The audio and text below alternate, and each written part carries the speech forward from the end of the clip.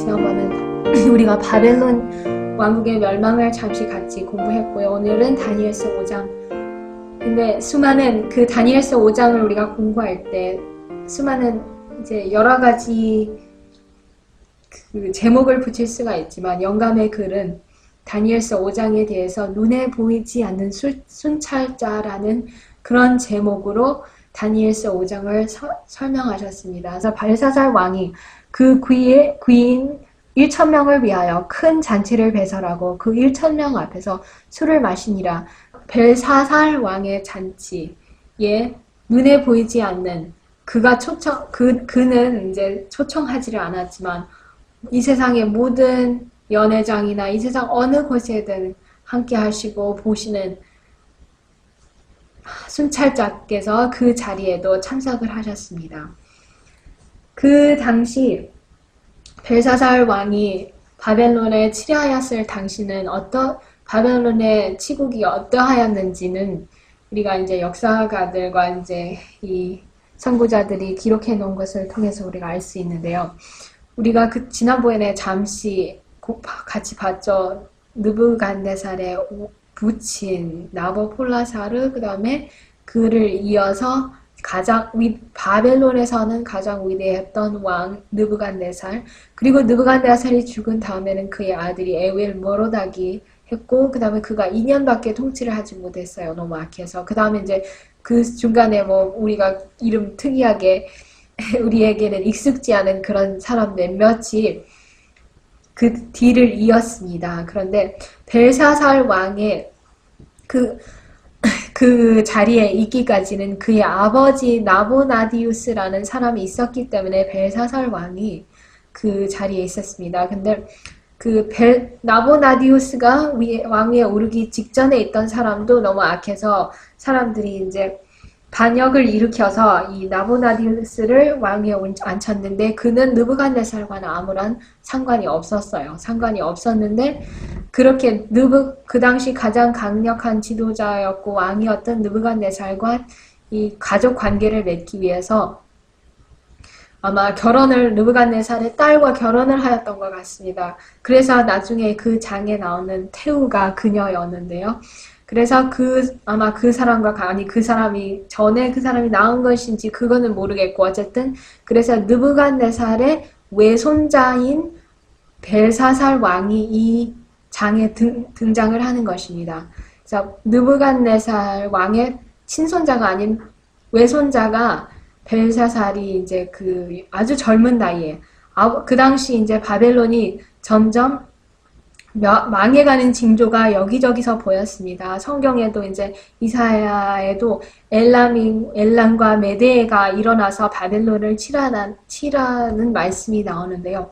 그 당시 우리가 다니엘서 8장에 보셔도 다니엘이 이제 수산이라는 도시, 엘람의 또 한 성인 수산이라는 도시에 살면서 예언을 받는 것을 우리가 나중에 8장에 공부하는데요. 그 당시 엘람이라는 그 바벨론에 속한 한 성이었지만 벨사살 왕의 3년째에 이 점점 이제 강해져가는 메데 왕국, 바사 왕국과 하나가 됩니다. 바벨론 통치를 벗어버리고 이제 메데 바사 왕국과 하나가 되는데 그것 때문에 고레스 왕이 힘을 얻어서 점점 가까이 바벨론의 수도가 바벨론이죠. 그 가까이 와서 이제 점점 칠 수 있는 길이 마련되는 것입니다. 그런데 하나님께서 이제 고레스가 태어나기 전인 113년 전에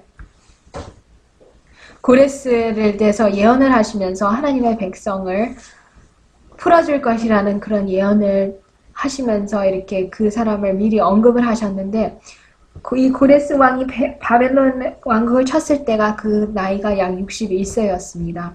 그런데 그 여러 가지 일들이 일어났었어요.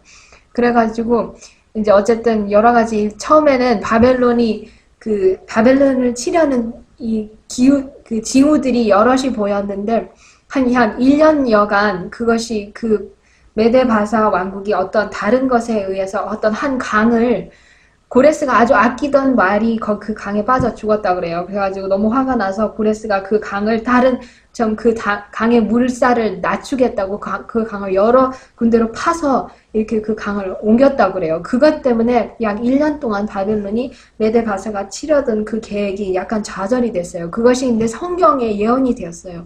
이사야, 하나님께서 그의 백성들에게 그 징후를 보고 바벨론이 곧 무너지리라는 그 징후를 그것을 통해서 보라는 것을 명령을 하셨었는데요. 그 후로 이제 다시 약 1년 동안 고레스가 그 작업을 하다가 그것이 오히려 그거에게 도움이 돼서 진짜 유브라데 강을 이렇게 그 다른 곳으로 그 강을 이제 파았잖아요. 그것이 한 연습이 돼서 더 쉽게 그것을 할 수가 있었다고 합니다. 근데 처음에는 이 벨사살 왕이 자기 아버지가 나부갓네살가 다른 곳에서 메데바사 군을 치고 있을 때 벨사살이 어린 막 10대였나 봐요. 10대 때 바벨론을 지키면서 자기 어머니 태우의 지도하에 또 자기 거기 소위 모사들과 함께 하도 너무나도 성공스럽게 고레스를 포위하려고 하는 고레스를 막았다고 합니다. 그래서 고레스가 자기가 인간적인 안목으로 봤을 때는 이 바벨론 왕국을 무너뜨릴 징후가 전혀 보이지 않았어요. 그래서 아주 실망스러웠다고 합니다. 너무나도 아주 잘 자기들을 방어를 했기 때문에. 그래서 벨사살은 그때 그것을 그 계기를 통해서 너무나도 자신만만했겠죠. 왜냐하면 예언하신 말씀에 조금 이따 우리가 보겠지만 이 몇십 년 동안을 먹고 살 식량이 바벨론에는 있었다고 합니다.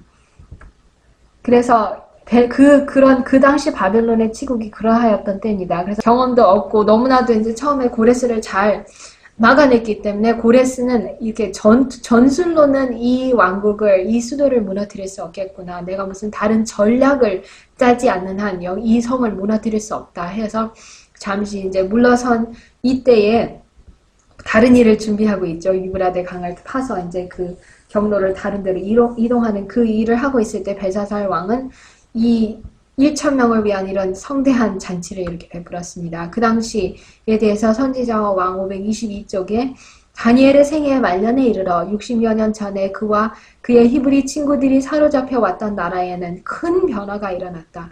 열국의 강포한 자 느부갓네살은 죽었고 온 세상에 칭찬받는 바벨론이 그 후계자들의 지혜롭지 못한 통치로 말미암아 서서히 그러나 확실히 붕괴되어 가고 있었다. 바벨론의 전성기는 느부갓네살 왕 시대였습니다. 근데 여기서도 그 이름들은 언급되지 않지만 그 후계자들 몇 명이 있었는데 지혜롭지 못해서 이렇게 붕괴하고 있었습니다. 느부갓네살의 손자 벨사살의 어리석음과 연약함 때문에 교만한 바벨론은 얼마 후에 무너질 수밖에 없었다. 젊어서 왕권을 이양받은 벨사살은 자신의 능력을 찬양하고 하늘의 하나님을 대적하여 그의 마음을 높였다. 하나님의 뜻을 알고 그 뜻을 이행해야 할 책임을 깨달을 수 있는 수많은 기회들이 그에게 주어졌었다. 자기 외할아버지 느부갓네살이 하나님의 명령에 의해 추방되었던 사실도 알고 느부갓네살의 개종과 이적적인 회복에 대해서도 잘 알고 있었습니다. 그러나 처음에는 자기가 막아내던 그 메데바사 군인들이 다시 이제 물러서는 것을 보고 젊은 아주 10대 때 왕권을 이어받은 이 벨사살은 자기의 능력을 찬양했던 것이었어요. 그런 것 때문에. 그리고 성 안에는 비록 이제 다시 고레스의 군인들이 이제 바벨론에 이때쯤 포위를 하고 있었는데 그 성 안에 20여 년 먹을 식량이 있었죠. 또 성벽이 뭐 2중, 3중으로 이렇게 다 잘 방어가 되어 있었기 때문에 자기네 인간적인 생각으로는 아무리 저 고레스가 우리를 포위한다 해도 우리는 끄떡없어 이런 생각을 하고 있었습니다. 그런데 고레스는 바로 이때 뭐 자기 군대의 일부는 바벨론 성을 포위하게 하고는 일부는 자기가 1여 년 전에 가졌던 그 경험, 다른 경로를 바꾸던 그 경험 때문에 지금 다시 유브라데 강의 경로를 바꾸고 있어요. 다른 채널을 지금 뚫고 있는 중이었습니다. 그래서 그 물을 다른 데로 돌려서 그 바벨론 성에 들어올 준비를 하고 있는 거죠. 그것이 성경에 예언된 말씀이었습니다. 예레미야 50장 38절, 51장 36절에 보시면 바벨론의 물을 마르게 하고 바벨론의 바다와 그 샘물을 마르게 하겠다는 하나님의 말씀이 예언되어 있었습니다. 그런데 이렇게 다 준비가 되어 있을 때 그 바벨론 이 고레스는 이렇게 준비를 하고 있고 벨사살 이 어린 왕은 그 당시 역사가들의 증언에 의하면 그것이 그 달 담무스의 생일 잔치였다고 합니다. 담무스의 생일 잔치 14일. 그 바벨론 나라 모든 사람들이 가장 큰 잔치를 베풀 그때를 일부러 기다리고 있었습니다. 그것도 이사야 21장 5절에 예언이 되어 있어요.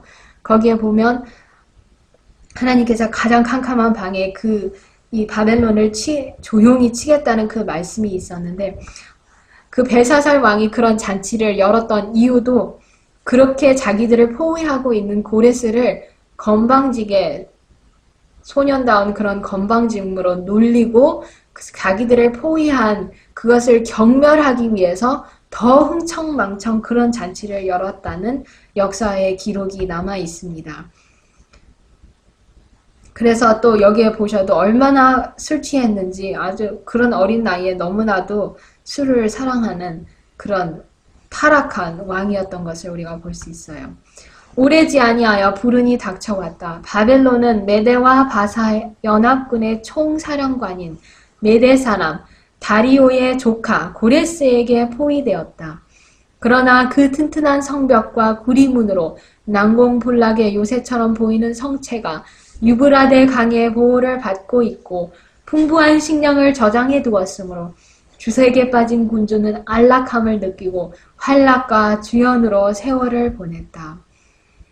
이렇게 며칠 동안 포위를 하였지만 자기는 20년 먹을 이것이 있기 때문에 끄떡없을 거라는 것입니다. 그런데 인간의 가장 강한 방어물들과 방벽들은 하나님의 손이 그 위에 내어지면 아무리 인간이 강해도 하나님의 가장 약한 만짐으로 무너질 수 있습니다. 천사들은 지금 하나님의 섭리 가운데 이 바벨론 왕국은 자기에게 주신 그 기회를 바벨론이 등한히 했기 때문에 망할 그런 운명에 빠져 있었던 것입니다. 벨사살이 술을 마실 때에 명하여 그 부친 느부갓네살이 예루살렘 전에서 취하여 온 금, 은, 기명을 가져오게 하였으니 이는 왕과 기인들과 왕후들과 빈궁들이 다 그것으로 마시려 함이었더라. 이에 예루살렘 하나님의 전 성소 중에서 취하여 온 금, 기명을 가져오매 왕이 그 귀인들과 왕후들과 빈궁들로 더불어 그것으로 마시고 무리가 술을 마시고는 그 금, 은, 동, 철, 목석으로 만든 신들을 찬양하니라. 감히 그 전 느부갓네살 가장 강력했던 왕도 하지 못했던 일을 이렇게 저지르고 맙니다. 자기는 벨사살 왕은 그 어린 나이에 너무나도 경솔하고 하나님을 경멸하는 이런 어리석은 행동을 했던 것입니다. 그가 그렇게 하나님의 거룩한 성전인 하나님의 성전에 가져온 이 성전 기구들을 가져옴으로써 그가 무엇을 의미하였던 것이냐면 하나님 자신도 나를 건드릴 수 없다 이런 뜻으로 그런 것을 하였던 것이라고 이 선구자들이 또 이 예언의 말씀에 이른 것입니다. 그래서 하나님도 사단처럼 하나님보다 더 위에 자신을 둔 것이고 자기들의 거짓신이 유대인들의 하나님보다도 더 높다는 것을 과시하려고 하면서 그 금은 동철 목으로 만든 신들을 찬양한 것입니다. 진짜 이때는 하나님의 심판을 가져올 짓을 벨사살 왕이 저지른 것입니다. 안전할 것이라는 무모한 생각으로 교만하고 오만해진 벨사살은 그 귀인 1,000명을 위하여 큰 잔치를 배설하고 그 1,000명 앞에서 술을 마셨다. 부와 권세로 할 수 있는 모든 매혹적인 물건들이 그 장면을 더욱 빛나게 했다. 요염하고 아름다운 여인들이 왕의 잔치에 참석한 빈객들 중에 있었다. 전제들과 학문 있는 사람들도 거기 있었다. 당백들과 정치가들은 술을 물 마시듯 마셨고 그 미치게 하는 분위기 속에서 흥청거렸다. 선지자왕 523쪽이었습니다. 바로 그때 자기들이 생각하지도 않고 흥청망청 하나님을 조롱하고 자기들의 이 어리석은 신들을 찬양하고 있을 그때에 사람의 손가락이 나타나서 왕궁 촛대 맞은편 분벽에 글자를 쓰는데 왕이 그 글자 쓴 손가락을 본지라. 이에 왕의 즐기던 빛이 변하고 그 생각이 범민하여 넓적다리 마디가 녹는 듯하고 그 무릎이 서로 부딪힌지라. 벨사살은 이때 그의 우상숭배적인 이런 환락과 주연을 바라보는 하늘에 자기는 초청하지 않았다고 생각하는 그 하늘의 목격자, 눈에 보이지 않는 거룩한 순찰자가 그 신성 모독의 광경을 지켜보고 있으며 모독적인 환락의 소리를 들으시고 그 우상숭배를 목격하시는 것을 조금도 생각하지 않았습니다. 그러나 얼마 후에 자기에게는 불청객인 하나님께서 그분의 인재를 알리셨을 때 어떤 것도 두려워하지 않은 것처럼 보였던 왕이 얼마나 양심의 가책을 받고 떨렸으면 자기 운명의 전조인 이 말을 꼭 기록하는 것처럼 자기도 느꼈어요. 초자연적인 이유 어떤 인재가 이렇게 자기를 책망하는 것임을 알았기 때문에 무릎이 서로 이렇게 얼마나 떨렸으면 부딪혔을까요? 이때 시끄럽던 주연이 조용해졌습니다. 연애신의 이 영감의 불에 보면 이 글자를 쓰는 손은 핏기가 하나도 없는 아주 창백한 손이었다는 그런 말씀이 있습니다. 이렇게 시끄럽던 흥청망청이 환락의 장소가 진짜 바늘 떨어지는 소리도 들릴 만큼 조용해졌습니다. 말로 형용할 수 없는 공포에 사로잡혔고 그 신비스러운 글자들을 천천히 쓰는 그 핏빛이 없는 그 창백한 손을 바라보았습니다. 이 각 사람의 눈앞에는 자기들의 악한 생애의 행위가 파노라마처럼 지나갔습니다. 꼭 마지막 때에도 악인들 앞에 이렇게 다 지나갈 것입니다. 그러면서 자기들이 그 권능을 모독한 영원하신 하나님의 심판대 앞에 서 있는 것을 그들은 생각했습니다. 그렇게 몇 분 전까지만 해도 환희와 불경건한 재담이 오고 가던 이런 곳에서 지금 파랗게 지는 얼굴들과 공포의 부르짖음만이 들려왔습니다. 하나님께서 사람들을 두렵게 하실 때에는 사람들은 자신들이 느끼는 무서운 공포심을 감출 수가 없습니다. 그렇기 때문에 벨사살 왕, 근데 그 중에서도 이 제일 놀란 사람은 벨사살 왕이었습니다. 하나님께 대한 반역이 바벨론의 영토 가운데서 최절정에 이르게 했던 책임이 벨사살 자신에게 있었고 또 하나님을 모독했던 그 주동자가 자기였기 때문에 이 눈에 보이지 않는 하나님 앞에 이 순찰자 앞에서 이 왕은 공포심 때문에 몸을 가눌 길이 없었습니다. 젊은 그런 패기로 하나님을 공격하려 했지만 그 젊음의 두려움과 공포는 이로 말할 수가 없었습니다. 이 다리가 녹는 듯하고 무릎이 부딪혔습니다. 하나님을 자신의 힘을 의지하고 하나님을 대적했을 때 이제는 하나님 앞에 할 말이 없었습니다. 그런데 이 글씨를 아무리 읽고 싶어도 읽을 수가 없습니다. 그래서 아무리 읽으려고 생각을 가다듬고 마음을 차분하게 정리하려고 해도 이 글씨의 정체를 자기는 알 수가 없습니다. 바로 그때 그는 이렇게 크게 소리를 지릅니다. 술객과 갈대아 술사와 점장이를 불러오게 해서 바벨론 박사들에게 일러 가로되 물론 누구든지 이 글자를 읽고 그 해석을 내게 보이면 자주옷을 입히고 금사슬로 그 목에 들이오고 그로 나라의 셋째 치리자를 삼으리라 하니라. 때에 왕의 박사가 다 들어왔으나 능히 그 글자를 읽지 못하며 그 해석을 왕께 알게 하지 못하는지라. 그러므로 벨사살 왕이 크게 번민하여 그 낯빛이 변하였고 귀인들도 다 논란이라. 다니엘서 5장 7절로 9절. 하늘의 지혜는 사고팔 수가 없습니다. 그래서 왕의 박사, 그 당시 이 세상에서 가장 높은 박사들이 아무리 다 불려왔어도 그들은 하늘의 언어를 읽을 수가 없었고 아무리 글자가 보여도 그들은 맹인이나 마찬가지였습니다. 느부갓네살의 꿈을 해석하지 못한 것과 똑같은 이 결과가 또 그날 일어났던 것입니다. 그렇기 때문에 이사야 지난번에 제가 예레미야 50장, 51장의 바벨론의 멸망이 나온다고 말씀드렸는데 이사야 47장 전체도 바벨론의 멸망에 대해서 말씀하고 있습니다. 이 사건을 이야기하시면서 하나님께서 이사야 47장 12절에 네가 젊어서부터 힘쓰던 진언과 많은 사수를 가지고 서서 시험하여 보라. 혹시 유익을 얻을 수 있을는지, 혹시 원수를 이길 수 있을는지.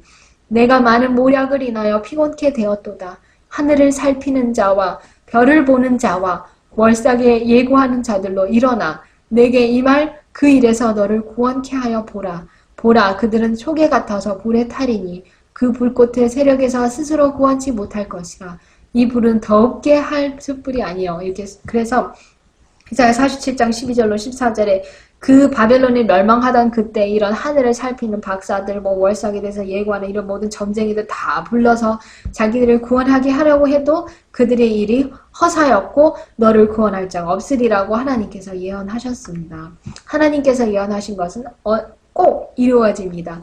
근데 바로 그때 태우가 왕과 그 기인들의 말로 인하여 잔치하는 궁에 들어왔더니 이에 말하여 가로되 왕이여 만세수를 하옵소서. 왕의 생각을 번민케 말며 낯빛을 번할 것이 아니니이다. 왕의 나라 거룩한 신들의 영이 있는 사람이 있으니 곧 왕의 부친 때에 있던 자로서 명철과 총명과 지혜가 있어 신들의 지혜와 같은 자라.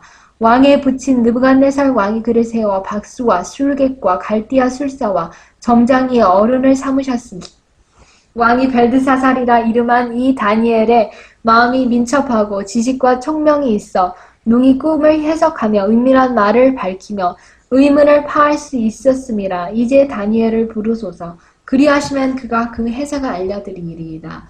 이 태우는 느부갓네살의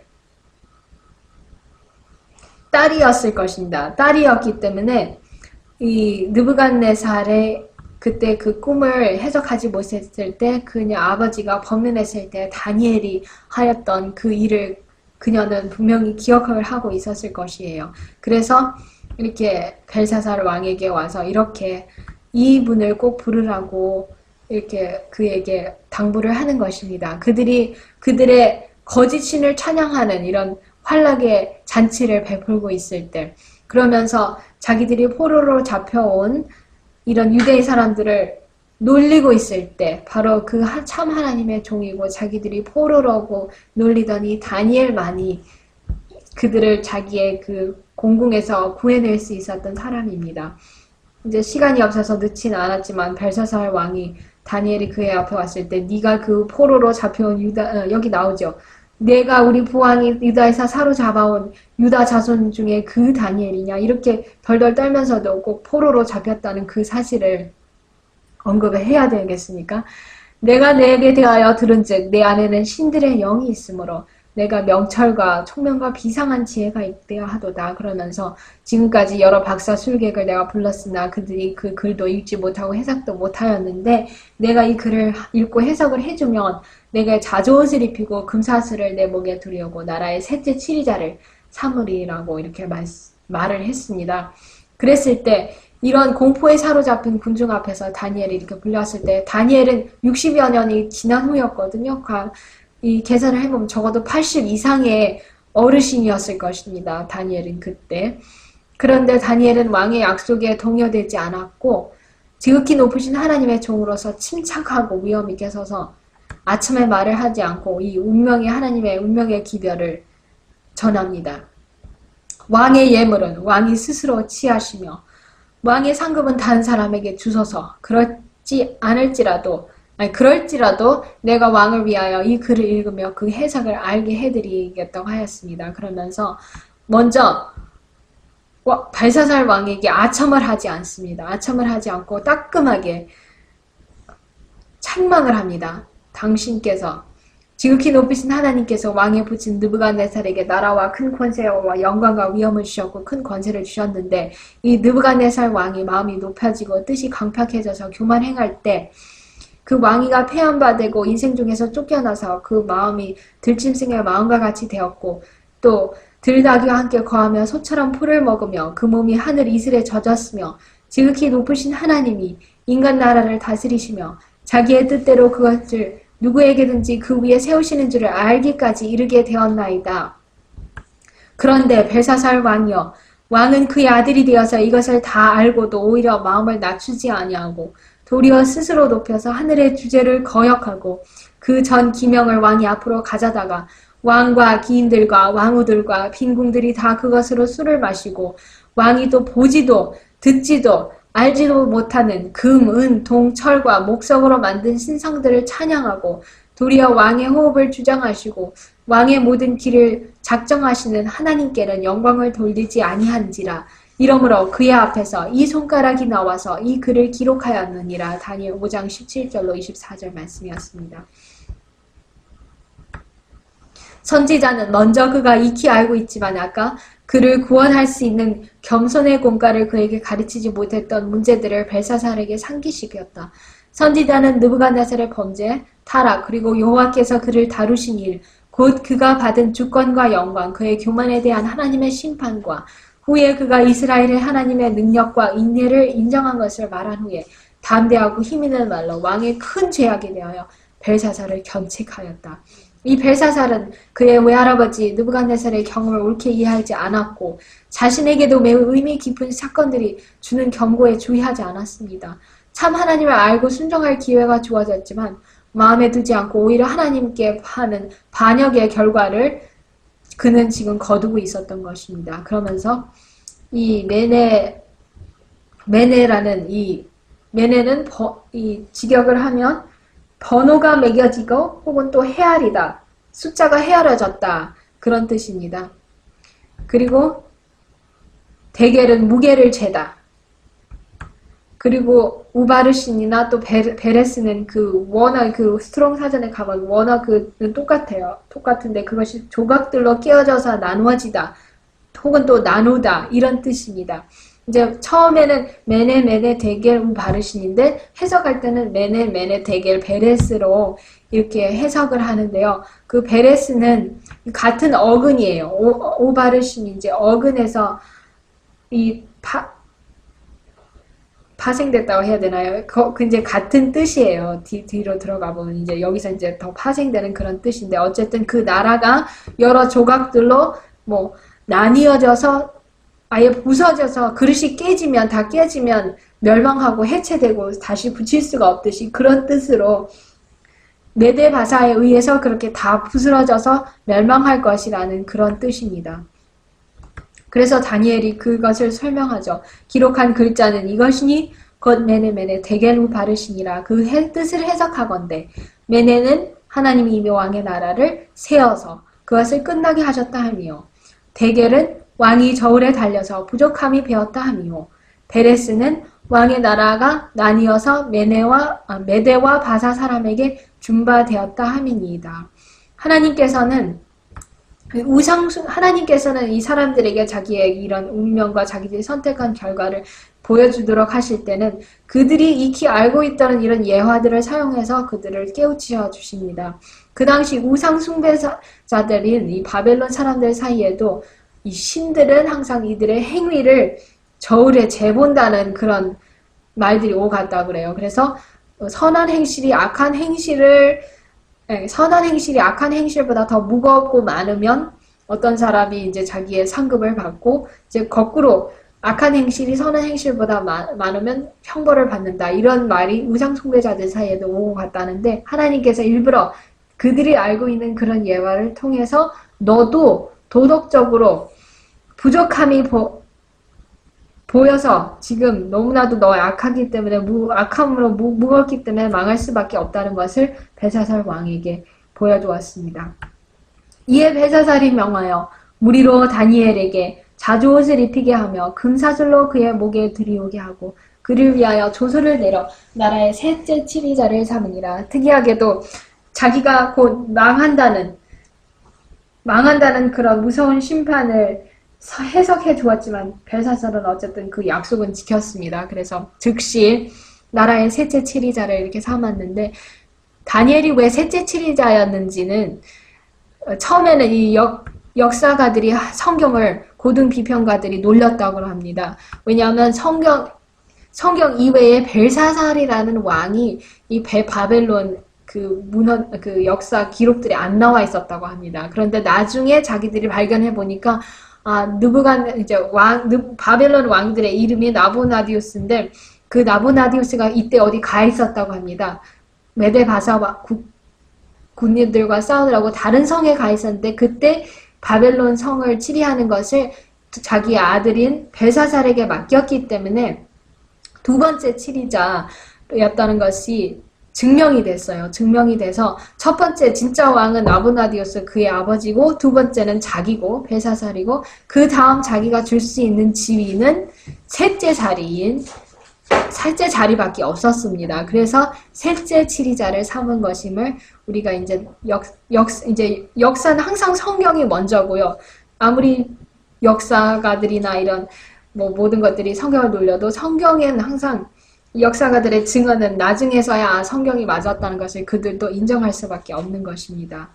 그런데 다니엘의 목에 그 금 사슬이 걸려지자마자 그 궁전에는 그 성을 공격하는 이 메데바사의 왕국의 군인들의 소리가 들려오기 시작했습니다. 이 바벨론 왕국은 그때 너무나도 잔치하느라고 너무도 흥청망청 사람들이 다 취해 있었고 그거에 생각을 두지 못했기 때문에 유브라데 강이 점점점 낮아지고 물이 없어지는 것을 그들은 보지 못했어요. 그렇지만 그 성을 포위하고 있던 고레스의 군인들은 이것을 주시하고 있었습니다. 이 물이 점점 낮아지는 것을 주시하고 있었기 때문에 물이 이제 낮아져서 자기들이 들어갈 수 있을 바로 그때에 그 성에 이제 뚫고 들어갔던 것이에요. 들어갔던 것인데 들어갔을 때 그 바벨론 왕국이 너무나도 술 취했기 때문에 원래는 성벽이 두 개 있었다고 그래요. 그 강이 지나가고 또 하나의 성벽이 있었기 때문에 안쪽 성벽을 닫았으면 아무리 그 첫 번째 성벽 강물을 통해서 들어왔어도 그 두 번째 성벽과 그 물과 그 성벽을 닫았으면 그 사이에 갇힌 메데바사 왕국이 그냥 꼭 우리에 잡힌 쥐나 그런 것처럼 오히려 바벨론 군인들에게 다 화살에 맞춰서 죽을 수밖에 없었던 그런 운명이었을 것입니다. 그렇지만 고레스가 딱 택하기를 잘했어요. 그 나라가 담무스를 경축하기 위해서 가장 술 취했을 때를 택해서 가지고 하나님께서 인도하신 그런 섭리죠. 하나님께서 예언을 하셨기 때문에. 그래서 그렇게 바벨론은 너무나도 쉽게 아무리 방어를 잘했어도 그 사람들이 지키지 못했기 때문에 호련히 여기 이사야 47장 9절의 말씀에 한날에 호련히 자녀를 이루며 과부가 되는 이 두 일이 내게 임할 것이라. 내가 무수한 사술과 많은 진언을 베풀지라도 이 일이 온전히 내게 임하리라. 이사야 47장 9절이었습니다. 그러면서 예레미야 51장에 땅이 진동하며 고통하나니 이는 나 여호와가 바벨론을 쳐서 그 땅으로 항무하여 거민이 없게 할 경영이 섰습니다. 바벨론의 용사는 싸움을 그치고 그 요새에 머무르나 기력이 쇠하여 여인같이 되며 그 거처럼 불타고 그 문빗장은 부러졌으며 여기서 이것이 바로 지금 그 벨사살 왕에게 보고하는 거예요. 그때 보발군이 달려 만나고 사자가 달려 만나서 바벨론의 왕에게 고하기를 그 성읍 사방이 함락되었다고. 이제 다니엘과 그 일을 하고 있는 바로 그때 수많은 보병들이 달려옵니다. 우리나라가 지금 메대 반사 군인들이 쳐들어왔습니다.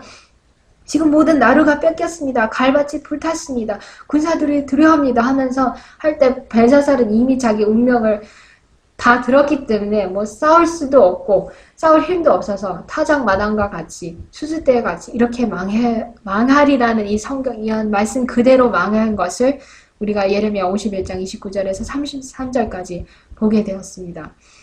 아무리 자기들이 잘 방벽이 되어 있다고 했어도 그 수르를 바꾸고 방비 없는 그 성읍의 중심부로 딱 이렇게 들어와서 황충같이 그 성읍에 충만해졌을 때 이 메데바사 군인들이 승리 함성을 이렇게 질렀을 때 놀란 이 주정꾼들은 절망적인 부름짖음으로 망할 수밖에 없었습니다. 슬프다 세상이 함락되었도다. 온 세상에 칭찬받는 성이 빼앗겼도다. 슬프다 바벨론이 열방 중에 황폐하였도다. 바다가 바벨론에 넘치며 그 많은 파도가 그것에 덮였도다. 그 성읍들은 황폐하여 마른 땅과 사막과 거민이 없는 땅이 되었으니 그리로 지나가는 인자가 없도다. 내가 배를 바벨론에서 벌하고 그 삼킨 것을 그 입에서 끌어내리니 열방이 다시는 그에게로 흘러가지 아니하겠고 바벨론 성벽은 무너지리로다. 51장 41절로 44절이죠. 예레미야에서. 그 다음에 바벨론에 함락하는 소리에 땅이 진동하며 그 부르짖음이 열방 중에 들리리라 하시도다. 예레미야 50장 46절 바벨론이 졸지에 넘어져 파멸되니 이로 인하여 울라. 그 창상을 인하여 유황을 구하라. 혹 나으리로다. 예레미야 51장 8절이었습니다.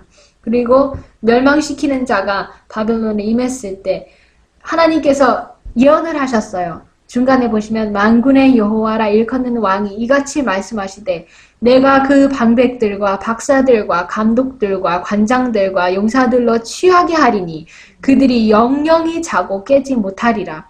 그때 하나님께서 이 잔치도 예언을 하셨습니다. 예레미야 51장에. 그래서 이 모든 방백들, 감독, 박사들이 다 그렇게도 환락의 장소에서 취하다니 그 자리에서 영영이 자고 깨지 못했습니다. 만군의 여호와가 이같이 말하노라. 바벨론의 넓은 성벽은 온전히 무너지겠고 그 높은 문들은 불에 탈 것이며 자기들이 자랑하던 그 구리문 백성들의 수고는 헛될 것이요 민족들의 수고는 불탈 것인즉 그들이 쇠폐하리라. 예레미야 51장 56절에 58절 재앙이 내게 임하리라. 그러나 내가 그 근본을 알지 못할 것이며 손해가 내게 이르리라. 그러나 이를 물리칠 능이 없을 것이며 파멸이 호련히 내게 임하리라. 그러나 내가 헤아리지 못할 것이니라. 이사야 47장 11절 그래서 그날 밤에 갈대아 왕 벨사살이 죽임을 당했습니다. 가장 세상에 존재했던 가장 교만한 왕가 바벨론 왕가가 벨사살을 마지막으로 명했습니다. 한 존재나 한 국가가 그 죄악의 잔을 채우고 하나님의 은혜의 자비의 한계를 넘을 때 그들은 진짜 속히 잿더미로 변하는 것을 볼 수 있습니다. 그들이 다니엘서의 5장 또 절제의 이야기를 우리는 볼 수 있습니다. 그 날이 담무스라는 달 14일에 바벨론 왕국이 멸망을 했는데 이때 가장 호색적인 술잔치를 벨사살 왕이 벌였던 것입니다. 가장 부절제했을 때 바벨론 왕국은 무너졌습니다. 그런데 메다바사 왕국이 어떤 방식으로 이 나라를 가장 불절제한 이 나라를 할 수 있었을까요? 이때 메대 사람 다리오가 나라를 얻었는데 때 다리오는 62세라고 그렇게 성경에 말씀을 합니다. 그런데 이 메데바사 왕국이 이 바벨론 부절제한 나라 바벨론을 파멸할 수 있었던 이유는 이때 메데바사 국군들에게는 가장 절제하는 식사를 먹였다고 합니다. 그들에게는 빵과 어떤 샐러드하고 물밖에는 주지 않았다고 그래요. 그렇기 때문에 그때 그 당시 그 군인들이 이길 수가 있었습니다. 그래서 부절제한 나라를 절제한 나라인 군사인 메데바사 왕국이 이길 수가 있었습니다. 이와 같이 바벨론의 넓은 성벽은 온전히 무너졌고 그 높은 물들은 불에 탔다. 이리하여 만군의 여호와께서는 교만한 자의 오만을 끊으며 강포한 자의 거만을 낮추셨다. 이같이 열국의 영광이요 갈대아 사람의 자랑하는 놀이개가 된 바벨론이 소돔과 고모라처럼 영원히 저주받은 곳이 되었다. 영감은 이렇게 선언했다. 그곳에 처할 자가 없겠고 거할 사람이 대대 없을 것이며 아라비아 사람도 거기 장막을 치지 아니하며 목자들도 그곳에 양떼를 쉬게 하지 아니할 것이요 오직 들짐승들이 거기 엎드리고 부르짖는 짐승이 그 가옥에 충만하며 타조가 거기 깃들이며 들양이 거기서 뛸 것이요 그 궁성에는 시랑이 부르짖을 것이요 화려한 전에는 들깨가 울 것이라고 하였다. 내가 또 그것으로 고슴도치의 구렬과 물웅덩이가 되게 하고 또 멸망의 비로 소지하리라. 나 만군의 여호와의 말이니라. 예레미야 51장, 이사야 53장 19절, 22절, 14장, 23절 또 선지자 왕 532, 533쪽의 말씀이었습니다. 오늘 우리가 배울 이 교훈은 여기에 있습니다. 열국의 역사는 오늘날 우리에게 말하고 있다. 하나님께서는 당신의 크신 계획 속에 모든 국가와 모든 개인의 자리를 배정하셨다. 오늘날 사람들과 나라들이 그릇 행하심이 없은 하나님의 수종에 있는 주로 시험을 받고 있다. 모든 사람은 자신들의 선택으로 저희 운명을 결정하고 있으며 하나님께서는 당신의 목적을 성취하시고자 모든 사람을 지배하고 계신 것이다. 그래서 이 모든 영원한 과거로부터 영원한 미래에 이르기까지 이런 모든 사건에 이런 사세들의 고리와 고리와 연결되게 하시는 분은 하나님이신데 이런 시대의 징조들, 이런 세계의 모든 이런 일들, 예수님의 재림 전에 있을 이런 사건들을 우리 눈앞에서 우리가 보고 있는데요. 우리가 과연 어떤 편에서 우리의 운명을 선택할지는 우리 자신의 선택에 그야말로 있습니다. 하나님께서는 어느 누구도 강요하지 않을 것입니다. 자기가 지는 편인 사단의 편의 선택으로 자기의 운명을 결정할 것인지, 하나님의 목적에서 어쨌든 하나님께서는 사용하실 수가 있어요. 근데 지는 편에서 사용을 받으면 너무나도 끔찍한 거고요. 하나님의 목적에서 하나님의 편에 서서 하나님의 목적을 성취하는 그런 사람으로 우리가 남을 것인지는 다 우리 모두의 선택에 달려 있을 것인데, 우리가 이 발사살 왕과 같은 그런 어리석은 선택을 하지 아니하고 다니엘과 같은 이런 선택을 해서 끝까지 승리하시는 우리 모든 믿음의 식구들 됩시다. 하늘에 계신 우리 아버지, 오늘 또 귀한 영감의 말씀으로 우리에게 가장 귀한 교훈을 남겨주심을 감사합니다. 이때 바벨론 왕은 두 가지 젊은이들이 있었습니다. 다니엘과 그의 세 친구들은 하나님만을 위해 서서 하나님을 위해서 절제하고 하나님을 위해서 선택해서 그 나라의 운명과 또 지금까지 이 세상의 역사에서 또 예언을 할 수 있는 그런 운명을 그들은 택했지만, 다른 한편의 젊은이인 벨사살 왕은 이런 호색과 술 취함과 방탕과 연락으로 다른 운명을 남겼던 것을 보게 됩니다. 우리가 하나님의 손에 있는 이추로 시험을 받고 있는 이때에 우리가 어리석은 바벨론과 같은 벨사살과 같은 그런 선택을 하지 않도록 도와주시옵시고, 하나님의 크신 계획 속에 하나님께서 원하시는 그런 자리에 배정을 받고 하나님의 뜻을 따르는 귀한 주님의 자녀가 될 수 있도록 우리 모두를 도와주시옵소서. 그래서 망하는 편에 서지 아니하고 승리하는 하나님의 편에 붙어 있을 수 있도록 우리 모두를 도와주시옵기를 예수님의 이름으로 간절히 기도합니다.